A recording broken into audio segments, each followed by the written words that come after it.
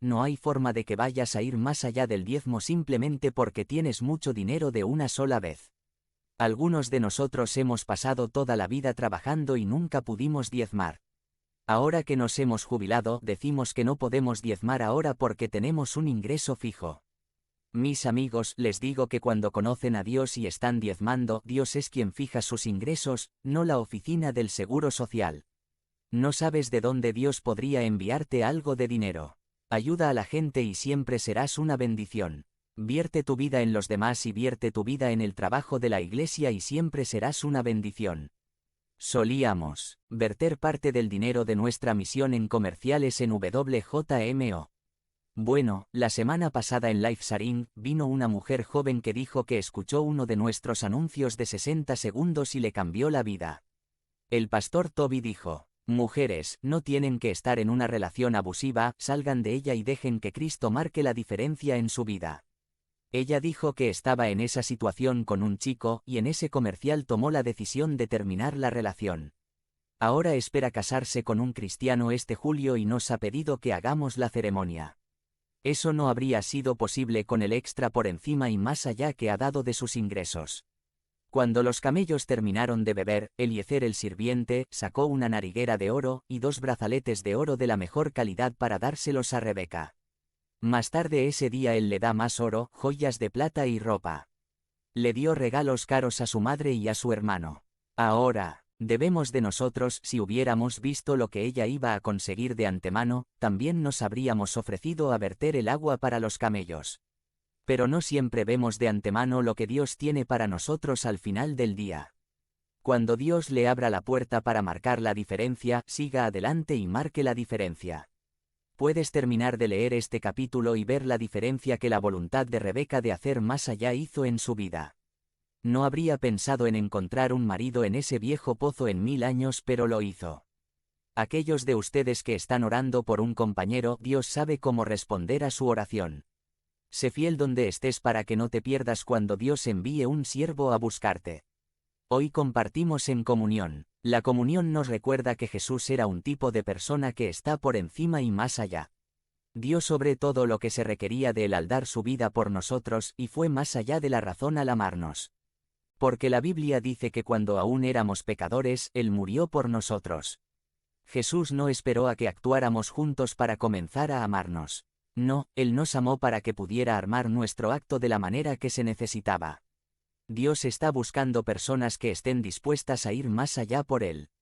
Si está dispuesto a convertirse en una persona de arriba y más allá esta mañana, le pido que levante la mano para que pueda orar por usted.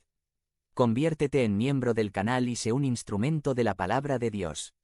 No dejes pasar esta oportunidad de impactar vidas. Haz clic en el enlace de la descripción ahora y ayúdanos a difundir la palabra de Dios. Sexualidad distorsionada. By Wilbur Madera Rivas. Sumari. Huye de la inmoralidad sexual.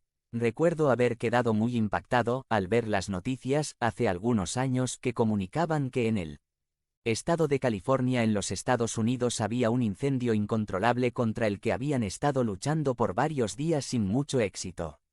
Recuerdo que las imágenes mostraban a los residentes de unas casas a las que el fuego se estaba dirigiendo velozmente estar sacando, con lágrimas en los ojos, lo más valioso para ellos de sus casas, cosas como fotografías, papeles importantes y otras pertenencias irreemplazables.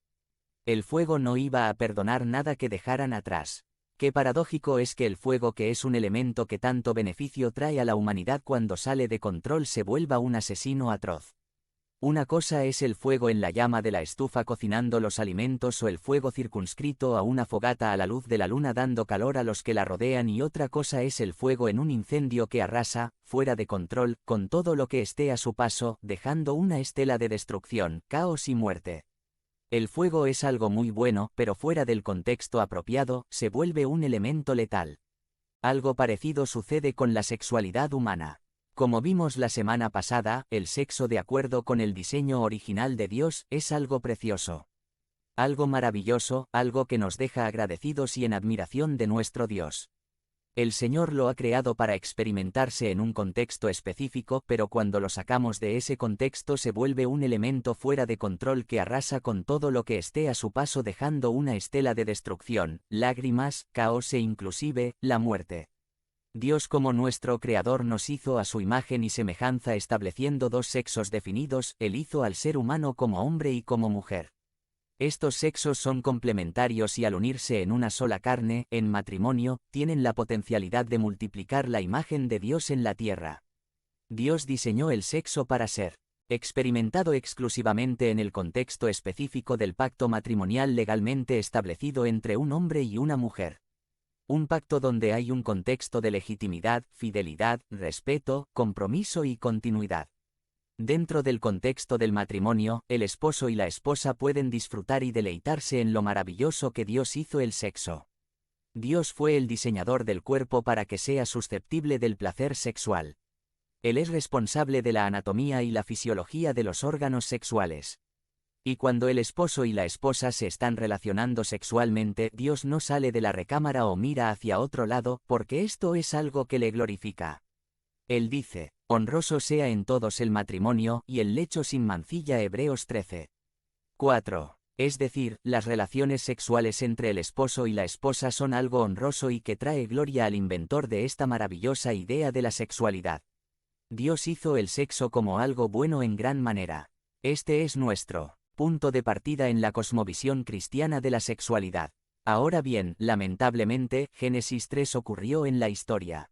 Y cuando el ser humano decidió desobedecer a Dios, el pecado afectó todos los aspectos de la vida, incluyendo la sexualidad, y así, lo que fue diseñado para la gloria de Dios en el contexto del matrimonio, fue extirpado de su contexto santo y se inició el incendio que ha causado el sexo pecaminoso en la humanidad hasta el día de hoy, dejando a su paso lágrimas, destrucción y muerte. La lista es larga: adulterio, relaciones sexuales premaritales, homosexualidad, transgenerismo, violaciones, abuso sexual, acoso sexual, bestialismo, voyerismo, necrofilia, pederastia, exhibicionismo, enfermedades de transmisión sexual, pornografía en todas sus variantes, prostitución, lujuria, pensamientos lascivos, deseos desordenados, confusión de la identidad sexual, conversaciones de doble sentido, bromas con contenido sexual, etcétera, etcétera. Todo lo precioso que es el sexo creado por Dios ha sido reducido a un caos desordenado que tanto sufrimiento trae al ser humano. Quizá cuando leemos la Biblia de manera superficial podamos concluir que la Biblia está en contra del sexo, pero nada podía estar más lejos de la verdad. La Biblia no está en contra del sexo, sino está en contra del mal uso del sexo o de la distorsión del sexo que el pecado ha causado. La Biblia usa una palabra para referirse a todo este sistema de ideas y prácticas que hacen uso del sexo de una manera ajena al plano diseño de Dios. La Biblia usa una palabra griega en la cual encuentra su raíz la palabra pornografía. Esta palabra en algunas versiones de la Biblia se traduce como fornicación. Sin embargo, la palabra fornicación en algunos círculos ha llegado a significar específicamente relaciones sexuales premaritales, es decir, relaciones sexuales entre personas solteras. Pero el significado bíblico de la palabra que se traduce como fornicación es mucho más amplio. Sería mejor traducida como inmoralidad sexual o impureza sexual o pecado sexual. Es decir, es una palabra que engloba toda idea, actitud, palabra y práctica que describe o propone deseos y o experiencias sexuales distintas a lo diseñado por Dios. Notemos que no estamos hablando solo de actos, sino también de pensamientos, deseos, e inclusive palabras. Todo lo que denigre la santidad del sexo diseñado por Dios es inmoralidad sexual, impureza sexual o pecado sexual. Hoy estaremos hablando de esa distorsión de la sexualidad y su origen. Aclaramos esto porque no quiero que se vayan con la idea de que el sexo es algo malo en sí mismo. Dios dijo que todo lo que había hecho era bueno en gran manera, así que el sexo, de acuerdo con el diseño de Dios, no es el problema. El problema es la distorsión que el ser humano ha hecho de él con la entrada del pecado. Para reflexionar sobre esta distorsión del sexo vamos a considerar un pasaje muy rico en enseñanza que se encuentra en el primer capítulo de la Epístola a los Romanos. No podemos agotar la riqueza de este pasaje, pero resaltaremos, más que nada, la descripción que hace de los corazones que se alejan del diseño de Dios y el espiral descendente de decadencia en que cae el ser humano lejos de su Creador. Romanos 1:18 comienza diciendo: Ciertamente, la ira de Dios viene revelándose desde el cielo contra toda impiedad e injusticia de los seres humanos que con su maldad obstruyen la verdad. Lo primero que se nos dice es que a Dios no le causa gracia cuando su diseño se violenta. Dios no es pasivo o indiferente ante el pecado del ser humano, sino que su justa ira se viene revelando contra los hombres que con su injusticia e impiedad detienen u obstruyen la verdad. Aquí la imagen es algo parecido a lo que pasa cuando estás en el mar y tienes una pelota inflable y tratas de sumergirla. Inmediatamente el agua ejerce una resistencia hacia arriba cuando tú estás poniendo fuerza hacia abajo. No es fácil, pero poniendo más fuerza logras sumergir la pelota completamente, aunque sigues sintiendo la fuerza contraria que ejerce el agua. Algo así está diciendo Pablo: los hombres con su injusticia y piedad obstruyen o detienen la fuerza de la verdad que es evidente y clara.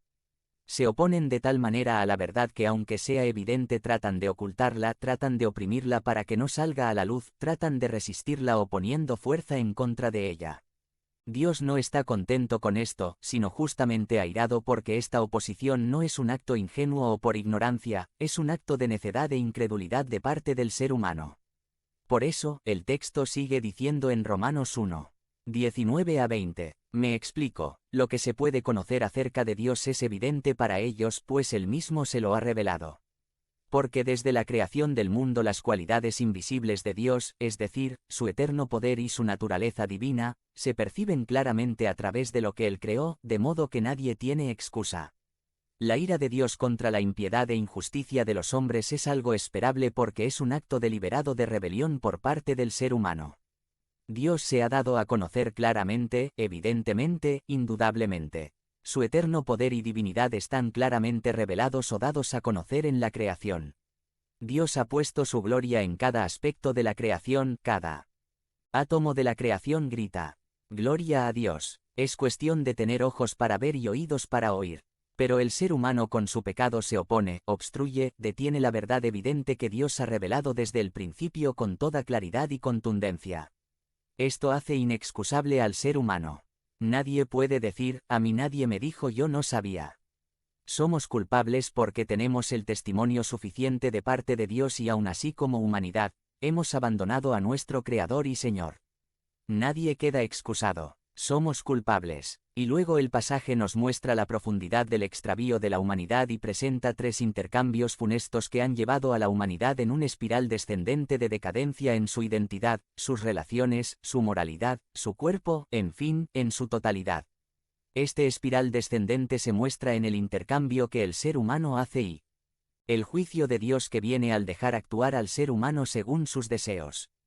En vez de refrenar o contener el impulso autodestructivo que tiene el ser humano en pecado, Dios, a manera de juicio, les deja ir en la dirección de muerte que su corazón necio desea. Primer intercambio funesto nos dice que el ser humano apartado de Dios cambia la gloria de Dios por la gloria de la creación. Romanos 1:21-24 dice: a pesar de haber conocido a Dios, no lo glorificaron como a Dios ni le dieron gracias, sino que se extraviaron en sus inútiles razonamientos, y se les oscureció su insensato corazón.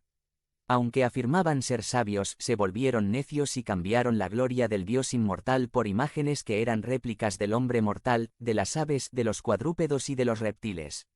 Como hemos dicho, Dios no está sin testimonio ante el ser humano y todo ser humano tiene algún conocimiento de él, que reprime con su pecado, y en vez de dar gloria y gracias a aquel que los hizo, los hombres se extraviaron en razonamientos inútiles y con el corazón oscurecido buscaron la gloria de la creación como si se tratara de la gloria del Creador.